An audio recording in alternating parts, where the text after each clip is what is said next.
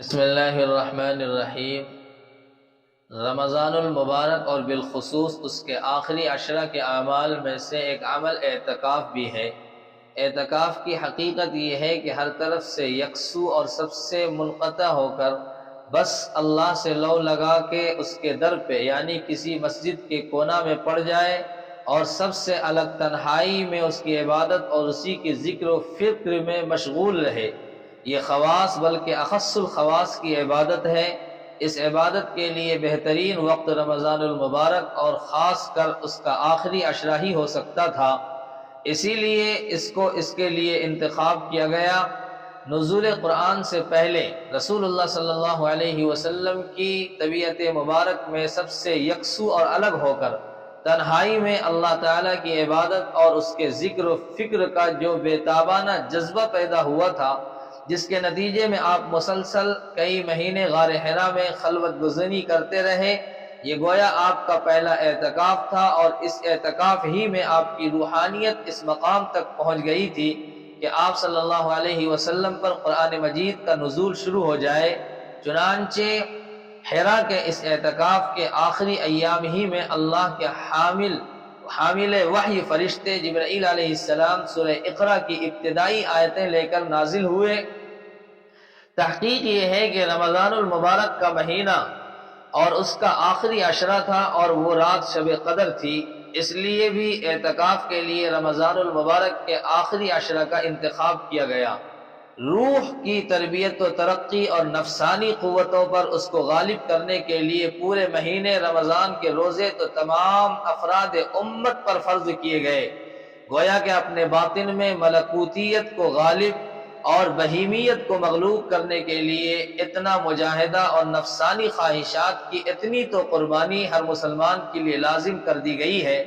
کہ وہ اس پورے محترم اور مقدس مہینے میں اللہ کے حکم کی تعمیل اور اس کی عبادت کی نیت سے دن کو نہ کھائے نہ پیے اور نہ بیوی سے فائدہ اٹھائے،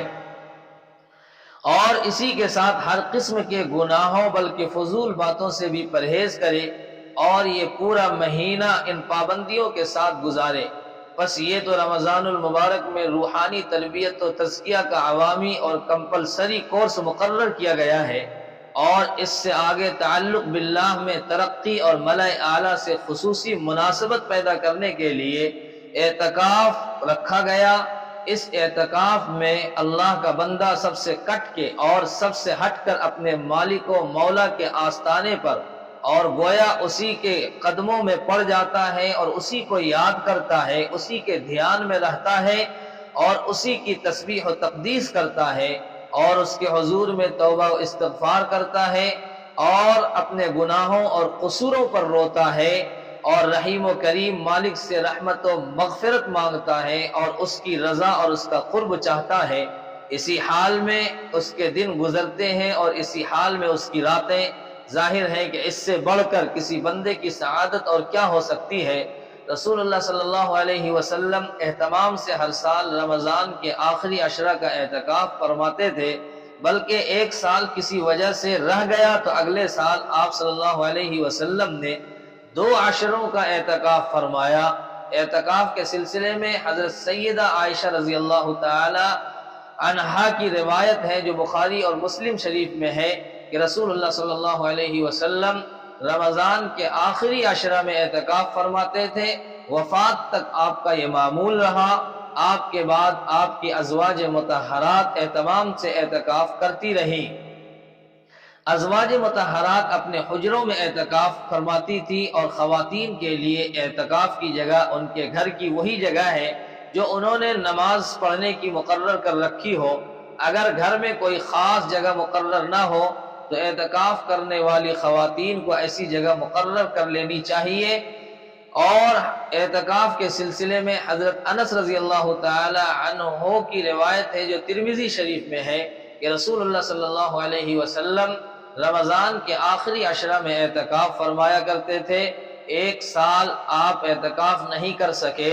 تو اگلے سال 20 دن تک اعتکاف فرمایا۔ حضرت انس رضی اللہ تعالی عنہ کی اس روایت میں یہ مذکور نہیں ہے کہ ایک سال اعتکاف نہ ہو سکنے کی کیا وجہ پیش آئی تھی۔ سنن نسائی اور سنن ابو داؤد وغیرہ میں حضرت ابی ابن کعب رضی اللہ تعالی عنہ کی ایک حدیث ہے، اس میں تصریح ہے کہ ایک سال رمضان کے آخری عشرے میں آپ صلی اللہ علیہ وسلم کو کوئی سفر کرنا پڑ گیا تھا، اس کی وجہ سے اعتکاف نہیں ہو سکا تھا، اس لیے اگلے سال آپ صلی اللہ علیہ وسلم نے 20 دن کا اعتکاف فرمایا۔ اسی طرح حضرت عبداللہ ابن عباس رضی اللہ تعالی عنہ سے روایت ہے جو ابن ماجہ شریف میں ہے کہ رسول اللہ صلی اللہ علیہ وسلم نے اعتکاف کرنے والے کے بارے میں فرمایا کہ وہ اعتکاف کی وجہ سے مسجد میں مقید ہو جانے کی وجہ سے گناہوں سے بچا رہتا ہے اور اس کا نیکیوں کا حساب ساری نیکی کرنے والے بندے کی طرف جاری رہتا ہے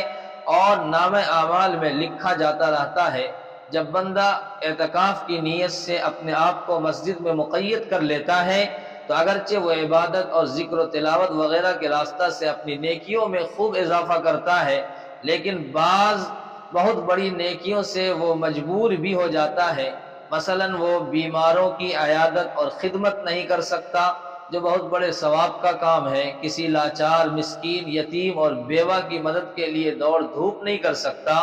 کسی میت کو غسل نہیں دے سکتا جو اگر ثواب کے لیے اور اخلاص کے ساتھ ہو بہت بڑے اجر کا کام ہے۔ اسی طرح نماز جنازہ کی شرکت کے لیے نہیں نکل سکتا، میت کے ساتھ قبرستان نہیں جا سکتا جس کے ایک ایک قدم پر گناہ معاف ہوتے ہیں اور نیکیاں لکھی جاتی ہیں، لیکن اس حدیث میں اعتکاف والے کو بشارت دی گئی ہے کہ اس کے حساب اور اس کے صحیفہ اعمال میں اللہ تعالیٰ کے حکم سے وہ سب نیکیاں بھی لکھی جاتی ہیں جن کے کرنے سے وہ اعتکاف کی وجہ سے مجبور ہو جاتا ہے، جن کا وہ عادی تھا۔ اسی لیے ہم مسلمانوں کو یہ چاہیے کہ اپنے شوق سے اللہ کو راضی کرنے کے لیے، اللہ کا قرب حاصل کرنے کے لیے رمضان المبارک کے آخری عشرے میں اپنی مسجدوں کے اندر اعتکاف کی نیت سے بیٹھیں اور شب قدر کو بھی تلاش کیا کریں۔